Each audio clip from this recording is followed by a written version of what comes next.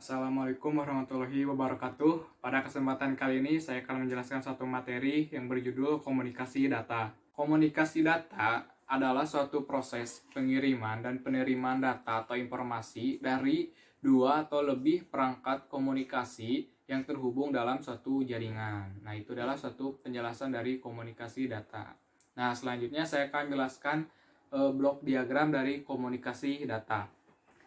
Nah, bisa kita lihat gambar blok diagram di samping. Nah, yang dimana pada blok diagram komunikasi data itu terdapat 5 buah blok diagram dan terdiri dari 3 bagian utama. Ya, 3 bagian utamanya itu dari source system yang terdiri dari source dan transmitter. Lalu ada sistem transmisi. Nah, lalu bagian terakhir adalah destinasi atau sistem destinasi yang terdiri dari receiver dan destinasi. Nah, yang dimana pada source ini bisa berupa workstation, lalu pada transmitter bisa berupa modem, dan pada sistem transmisi itu berupa kabel jaringan.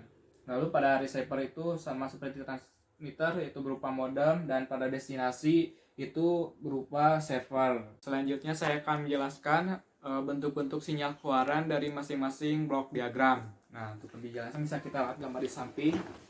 Nah, di sini terdapat satu input yang dimana inputannya itu berupa sinyal informasi yang disimbolkan dengan M. Kemudian pada source-nya itu sinyalnya itu berupa bitstream atau aliran data. Lalu pada source masuk ke transmitter, yang mana pada transmitter itu inputannya itu adalah G dan domainnya adalah T. Nah, keluaran sinyal pada transmitter ini adalah sinyal analog. Nah, jadi proses pengiriman sinyal digital itu tidak bisa dengan pulsa atau sinyal pulsa, yang dimana di sini terjadi satu perubahan dari sinyal pulsa ke sinyal analog.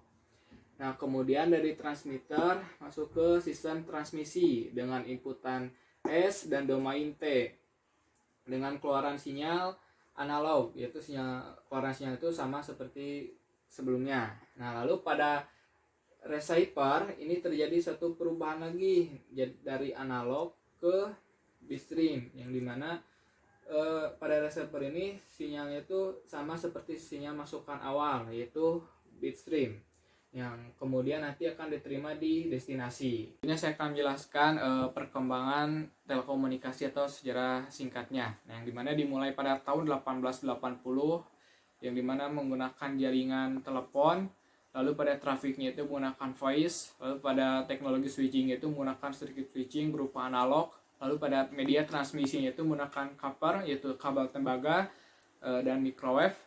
Lalu berlanjut pada tahun 1960, pada jaringannya itu menggunakan jaringan digital, lalu pada trafiknya itu masih sama dengan trafik sebelumnya, itu menggunakan voice. Nah, lalu pada teknologi switchingnya itu menggunakan circuit switching berupa digital. Lalu pada media transmisinya itu masih sama seperti sebelumnya, cuman tambahannya itu adalah satelit. Nah, berlanjut pada tahun 1990, yang dimana pada jaringannya itu menggunakan wireline dan wireless. Lalu pada trafiknya itu menggunakan multimedia, dan teknologi switchingnya itu menggunakan cell switching dan ATM. Lalu pada media transmisinya itu masih sama seperti sebelumnya, cuman tambahannya itu adalah fiber optik. Selanjutnya adalah model jaringan komunikasi data, yang dimana pada model jaringan komunikasi data ini menggunakan 3 buah komponen utama. Nah, yaitu diantaranya adalah transmitter, lalu dihubungkan ke transport mechanism, lalu dihubungkan lagi ke receiver. Nah, pada transmitter itu bisa berupa customer premier, equipment, lalu telepon. Lalu pada interface-nya itu menggunakan jaringan akses yang berupa 2G, 3G, dan 4G. Lalu pada transport mekanismenya itu berupa PSTN dan PSDN. Selanjutnya, node jaringan. Node pada jaringan adalah mesin atau komputer yang menyediakan koneksi bagi user dalam kasus circuit switching, atau merelay data user dalam kasus komunikasi data. Nah, lalu node itu dapat berupa customer node, switching node, transmission node, dan service node.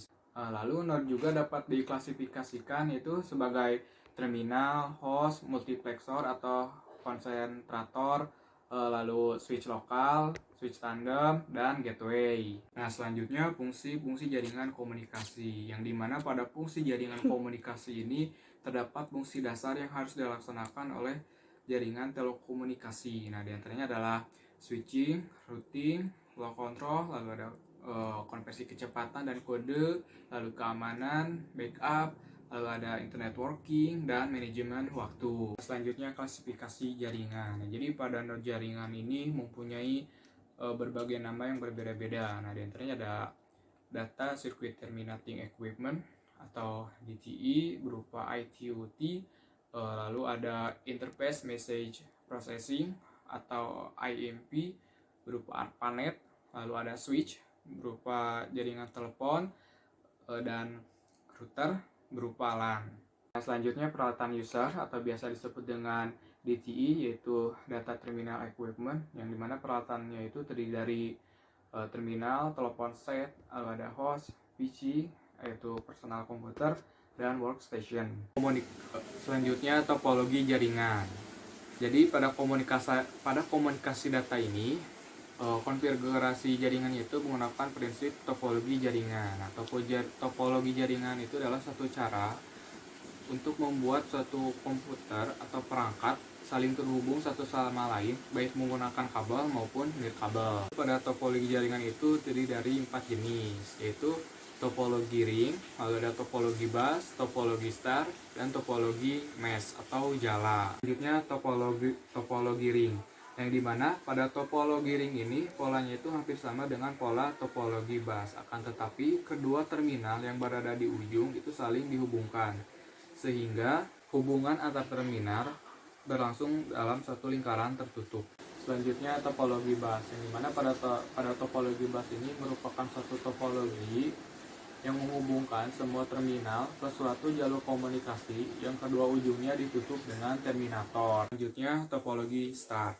Nah, dimana pada topologi star ini terdapat suatu terminal input berupa hub atau switch yang berfungsi untuk mengontrol atau mengendalikan semua kegiatan komunikasi data. Selanjutnya topologi mesh. Topologi mesh atau jala adalah satu sistem topologi yang dimana koneksi antar komputer saling berhubungan secara langsung satu sama lain. Nah, selanjutnya klasifikasi jaringan. Nah, klasifikasi jaringan itu dapat diklasifikasikan berdasarkan cakupan geografisnya. Nah, diantaranya adalah LAN, yaitu Local Area Network, lalu ada MAN, Metropolitan Area Network, lalu ada WAN, yaitu Wide Area Network, lalu ada Terrestrial Radio Networks, Wireless Communication, dan Satellite Networks. Selanjutnya sirkuit switching, di mana pada sirkuit switching terdapat sirkuit utama yang dibangun di antara titik-titik ujung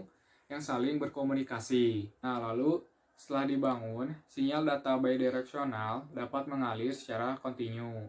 Kemudian, kualitas lintasan dedicated dijamin selama durasi panggilan. Lalu, 3 pas dalam life cycle koneksi dibangun atas 3 komponen utama. Nah, diantaranya yang pertama pembangunan sirkuit, lalu yang kedua adalah transfer data, dan yang terakhir penutupan sirkuit. Selanjutnya saya akan menjelaskan analisa matematis pada sirkuit switching, khususnya untuk mencari nilai total delay.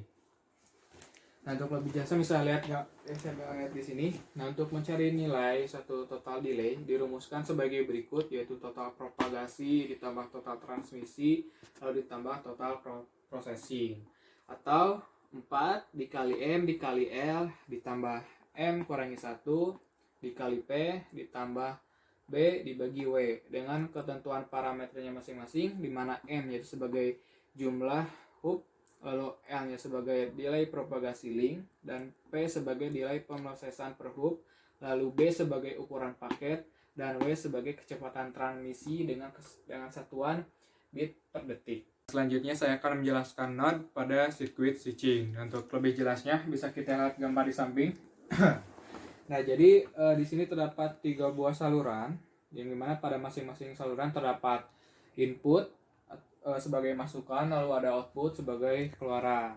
Nah, jadi misalnya pada saluran pertama ini terdapat sinyal info yang digambarkan dengan garis putus-putus.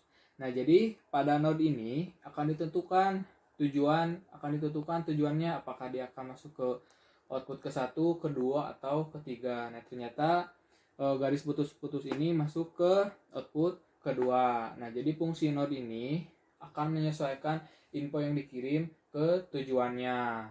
Nah,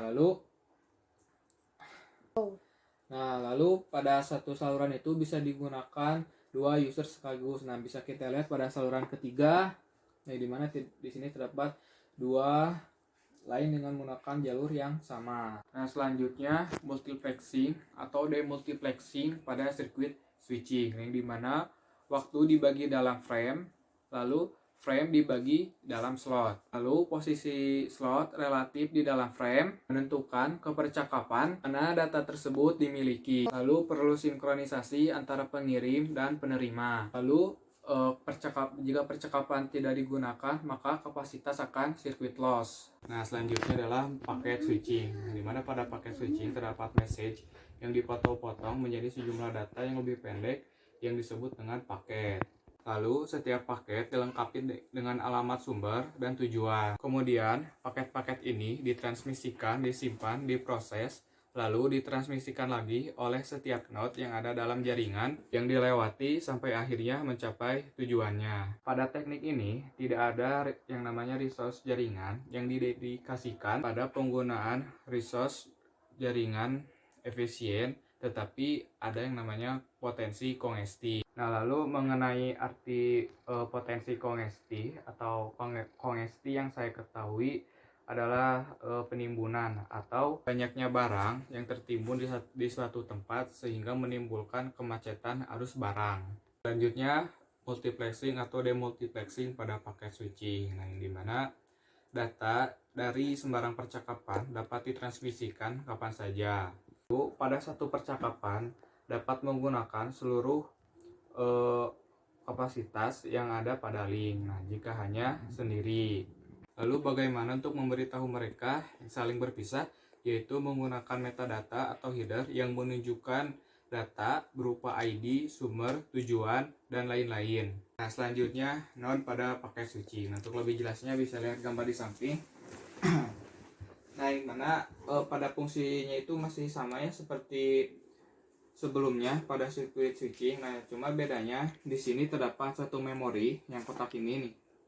Nah, yang dimana fungsi memorinya ini sendiri berfungsi untuk menyimpan data sebelum dikirimkan, karena data yang dikirimkannya itu pada jumlah yang sangat banyak. Nah, selanjutnya analisa matematis pada paket switching. Nah, untuk lebih jelasnya bisa. Nah, jadi rumus untuk mencari, khususnya untuk mencari nilai total delay, dirumuskan itu sebagai berikut ya, yaitu total propagasi ditambah total transmisi ditambah total store and forward lalu ditambah total processing, atau M dikali L ditambah N kali T ditambah M kurangi 1 dikali T ditambah M kurangi 1 dikali P, yang dimana dengan ketentuan parameter masing-masing yaitu masih sama ya seperti yang ada pada sirkuit switching, yang dimana ini sebagai jumlah hub, delay propagasi link.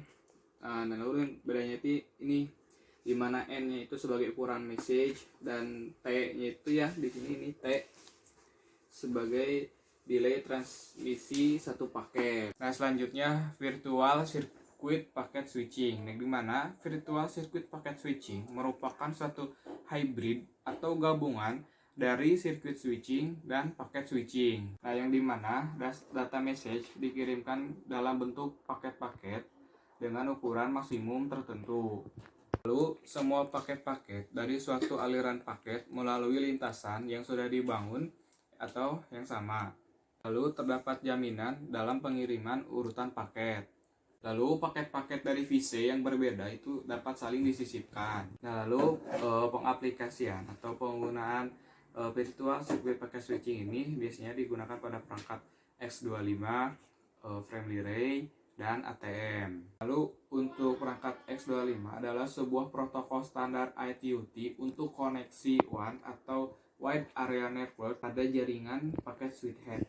Selanjutnya PAS atau fase pada virtual circuit packet switching, yang dimana komunikasi dengan Virtual Circuit Packet Switching berlangsung pada 3 fase atau 3 tahapan. Nah, diantaranya ada pembangunan virtual circuit atau VC, lalu ada transfer data, dan yang terakhir adalah penutupan VC atau virtual circuit. Lalu header paket tidak perlu memuat informasi penuh dari alamat tujuan. Nah, selanjutnya analisa matematis pada virtual circuit packet switching. Dan bisa lebih jelasnya kita bisa lihat di sini ya. Analisa matematisnya itu khususnya untuk mencari nilai total delay. Nah, untuk rumusnya ini masih sama ya, seperti rumus sebelumnya itu pada paket switching, yaitu total propagasi ditambah total transmisi ditambah total store and forward ditambah total processing, atau 4 dikali M kali L ditambah N kali T ditambah M kurangi 1 dikali T ditambah 3 dikali M dikurangi 1 dikali P. Mungkin segitu saja materi yang saya bisa sampaikan. Terima kasih sudah menonton. Wassalamualaikum warahmatullahi wabarakatuh.